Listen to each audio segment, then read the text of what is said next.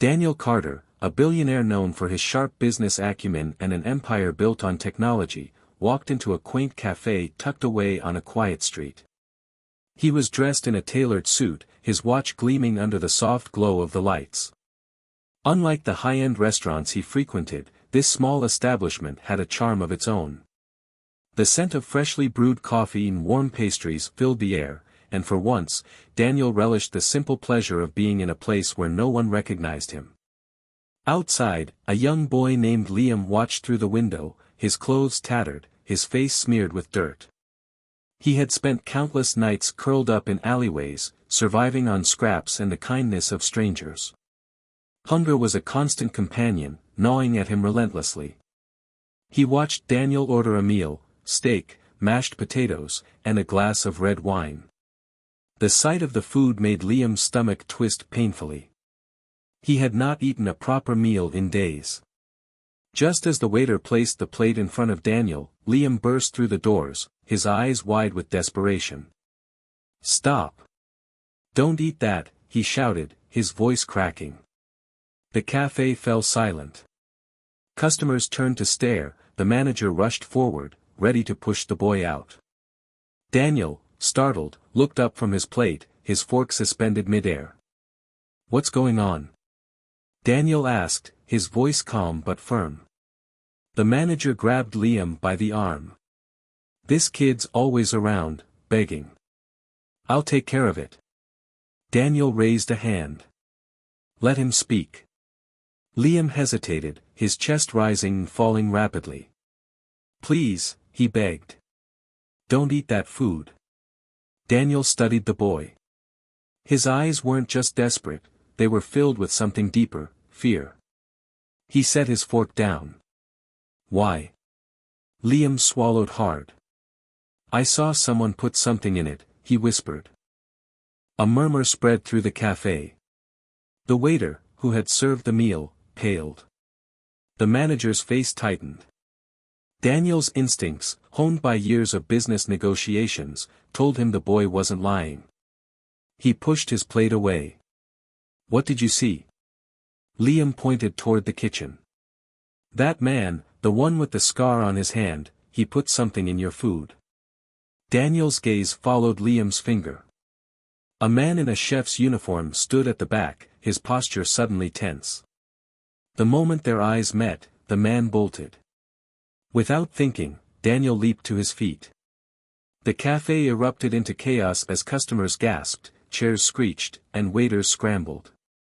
Daniel chased after the man, his long strides closing the distance quickly. The chef pushed through the back door, knocking over trays and dishes in his haste. Daniel followed him into the alleyway behind the cafe, but the man disappeared into the labyrinth of streets. Breathing heavily, Daniel returned to the cafe, where Liam stood surrounded by onlookers. The police had arrived, alerted by the commotion. The plate of food was taken as evidence, and the waiter who had served it looked shaken. The manager stammered apologies, insisting he had no idea what had happened. The police ran tests on the food and confirmed Liam's claim, it had been poisoned. Daniel sat in stunned silence as the weight of the situation sank in. Someone had tried to kill him. But why? His mind raced through the possibilities. Business rivals? A disgruntled former employee? The implications were chilling. He turned to Liam. "You saved my life." The boy shifted uncomfortably. I didn't want you to get hurt." Daniel studied him. A child who had nothing, no home, no family, had risked everything to warn a stranger. Compassion welled up inside him, something he hadn't felt in years. He had spent his life in boardrooms, signing deals, building wealth, but here was a boy who reminded him that some things, kindness, courage, were worth more than money. "Where do you live?" Daniel asked. Liam lowered his head. "Nowhere." Daniel exhaled. "Not anymore." That night, he made a decision. He took Liam in, giving him a warm meal, clean clothes, and a place to sleep. Over time, he learned the boy's story, a tale of loss, hardship, and survival. Moved by Liam's resilience, Daniel did more than just help him. He launched a foundation to support homeless children, ensuring that no child had to suffer the way Liam had. Months later, the police uncovered the truth. The poisoned food was part of an assassination attempt orchestrated by a former business associate whom Daniel had exposed for fraud. The man had hired someone to eliminate him, but thanks to Liam, the plan had failed.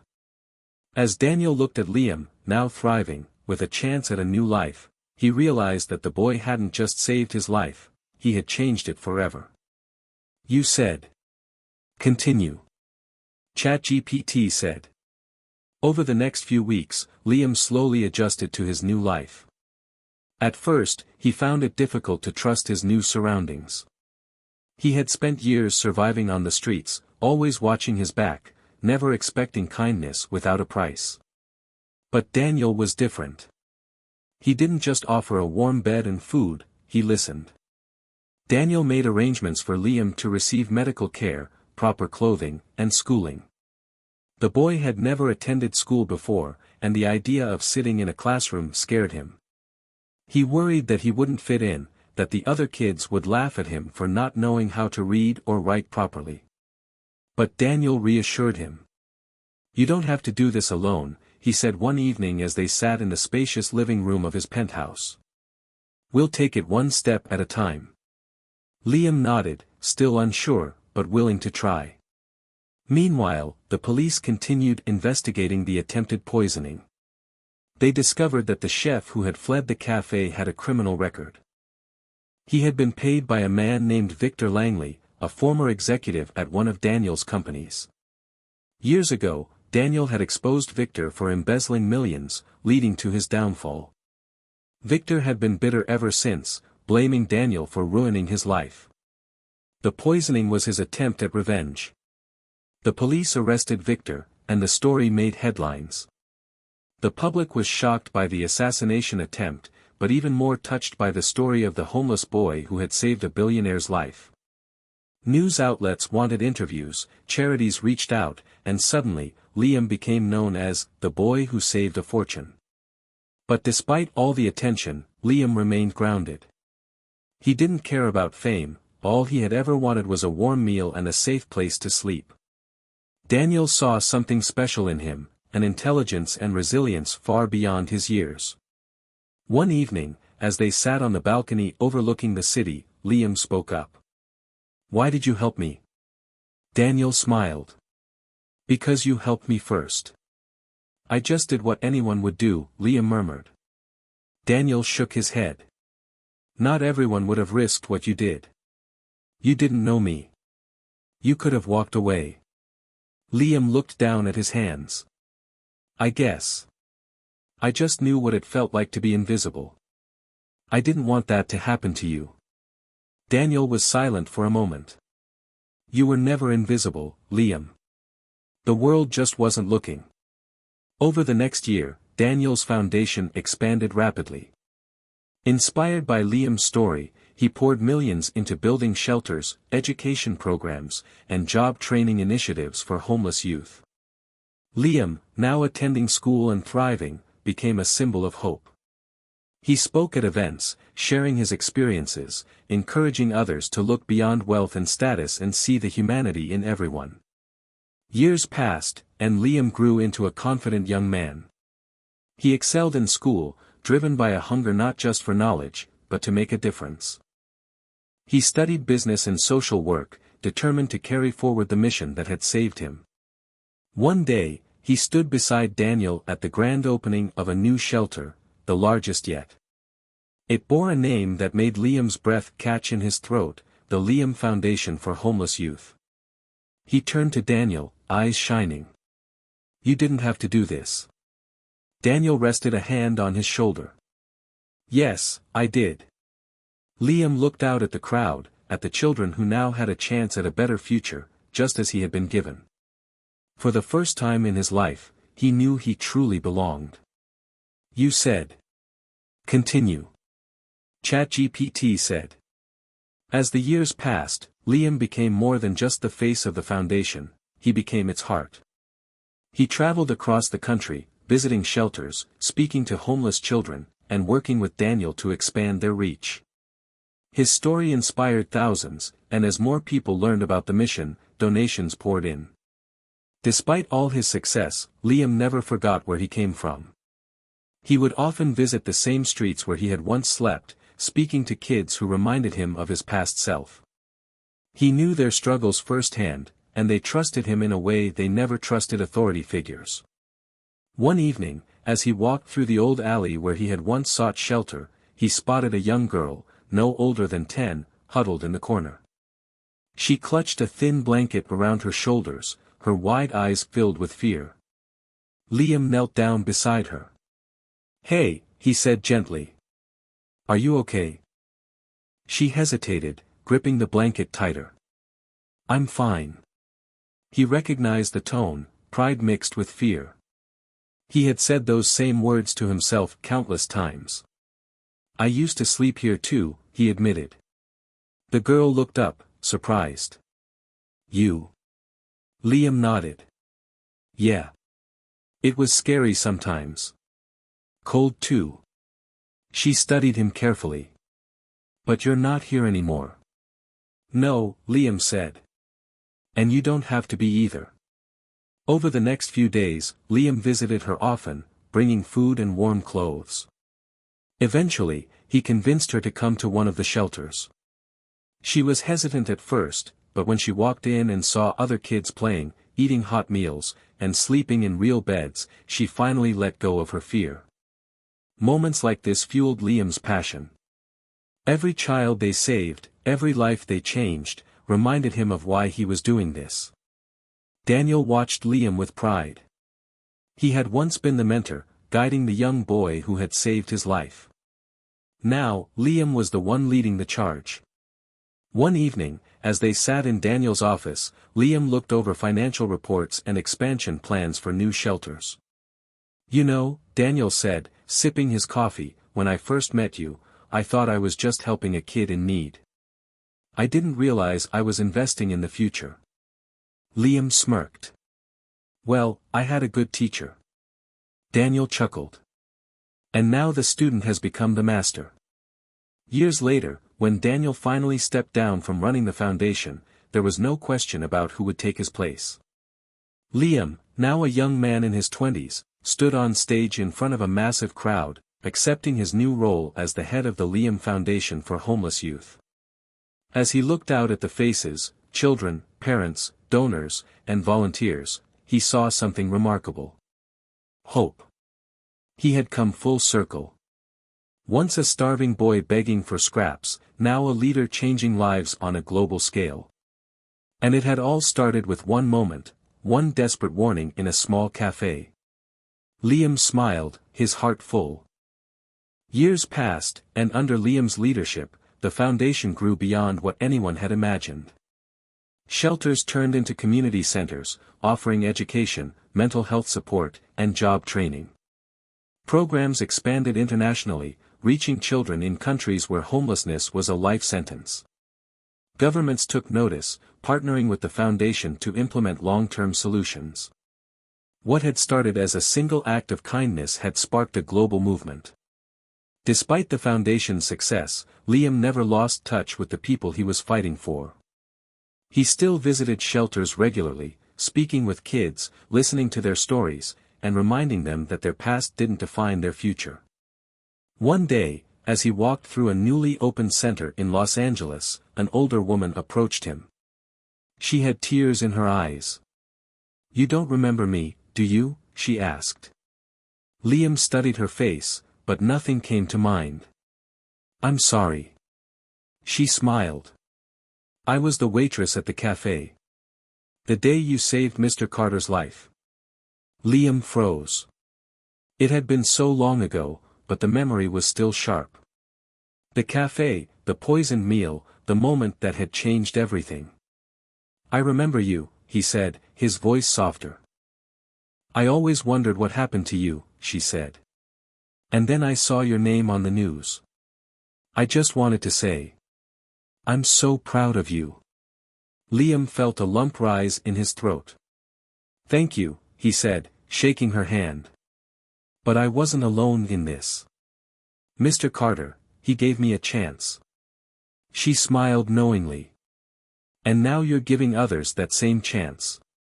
As Liam walked outside, he looked up at the city skyline. The same streets where he had once wandered, hungry and hopeless, were now filled with buildings and programs that bore his name. He had once believed he was invisible, that no one cared if he lived or died. But Daniel Carter had seen him. And because of that, the world saw him now. That night, Liam visited Daniel at his home. Now retired, Daniel spent most of his days writing, mentoring young entrepreneurs, and quietly supporting causes he believed in. Liam sat across from him on the balcony, just as they had done so many years ago. You know, Liam said, watching the city lights twinkle in the distance, sometimes I still can't believe any of this happened. Daniel chuckled. Neither can I. They sat in silence for a while, until Liam finally said, I want to do more. Daniel raised an eyebrow. More. I want to start an initiative that works directly with governments. We've built shelters, schools, and programs. But homelessness isn't just about food and beds, it's about policies, broken systems. I want to change the way the world thinks about it. Daniel studied him for a moment, then smiled. You always were ambitious. Liam smirked. I had a good teacher. Daniel nodded. Then let's do it. With Daniel's guidance, Liam launched an international initiative aimed at reforming housing policies, creating affordable housing, and addressing the root causes of homelessness.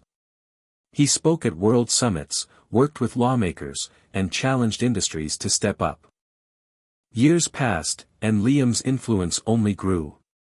His foundation had transformed into a global movement, tackling homelessness, poverty, and education reform at an unprecedented scale. His voice echoed in halls of power, from the United Nations to the White House, where he met with world leaders to push for systemic change. Despite his busy schedule, Liam always made time to visit the shelters and schools built in his name. He believed that real change happened not in government meetings but in the hearts and minds of those who had lived through the struggle. One evening, he returned to the first shelter ever opened under the foundation, the very one that had taken him in as a boy. He recognized the old brick walls, the worn-out couches, the smell of home-cooked meals. It felt like stepping back in time. As he walked through the halls, he noticed a young boy sitting alone in the corner, staring at the floor, lost in thought. Liam sat beside him. Hey, he said. The boy glanced at him but didn't respond. Liam smiled. I used to sit in this exact spot when I first came here. I felt lost, scared. Like I didn't belong. The boy turned to him, eyes curious. You. But, you're Liam Carter. Liam chuckled. Yeah. But before that, I was just a kid like you. The boy hesitated. Did you ever think it would get better? Liam's smile softened. Honestly? No. But someone believed in me when I couldn't believe in myself. And sometimes, that's all it takes. The boy didn't say anything, but Liam could see the wheels turning in his head.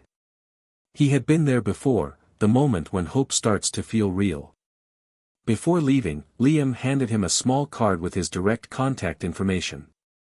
Whenever you need someone to talk to, call me. As Liam walked outside, he looked up at the city skyline, just as he had done so many years ago with Daniel. The world had changed, and so had he. Back at home, Daniel, now older and slower but still sharp, sat by the fireplace, reading. Liam joined him, setting down a folder filled with notes and proposals for new initiatives. You're still working? Daniel asked, amused. Liam grinned. You always said there's more work to be done. Daniel nodded, closing his book. And now you're the one saying it. Liam looked at him seriously. I couldn't have done this without you. Daniel studied him for a long moment. Yes, you could have. Liam shook his head. No. You saw me when no one else did. And that changed everything. Daniel smiled. Then make sure you do the same for someone else. Liam did. For the rest of his life, he dedicated himself to the mission. He continued to fight, to inspire, to lift up those who had been forgotten. And long after Daniel was gone, Liam carried his legacy forward, making sure no child would ever feel invisible again. Because he knew, better than anyone, that sometimes, all it takes is one moment. One morning in a cafe. One act of kindness. One life saved, leading to millions more.